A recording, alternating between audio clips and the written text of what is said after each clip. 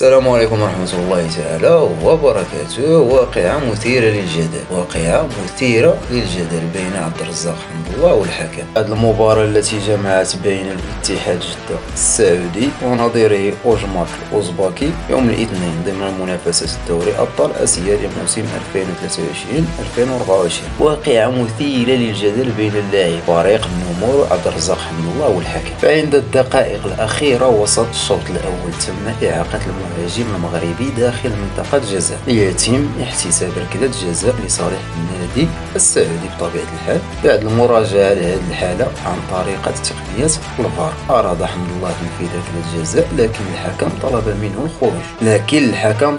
منه الخروج أولا من أرضية الملعب، من ثم العودة، إذ اعتقد الحكم أن على اللاعب المغادرة المستطيل الأخضر في حالة إصابته وتلقيه العلاج، من ثم الدخول مجددا. يعني هذا القرار هو الصحيح أو غلط؟ يعني الناس اللي اختصاصيين في المجال ديال كرة القدم والناس اللي مرجو أن تتركوا لنا تعليق وتشرحوا لنا هذه الدائرة هذه، يعني واش قرار جديد من طرف الفيفا أو يعني حاولوا ما يمكن الله يرضى عليكم أنكم تخلونا واحد التعليق وتشرحوا لنا هذا، يعني إلا كان شي جديد أو ما شابه ذلك. والخروج عبد الرزاق حمد الله وطلب من الحكم العودة، لكن الأخير تجاهل ذلك آنذاك.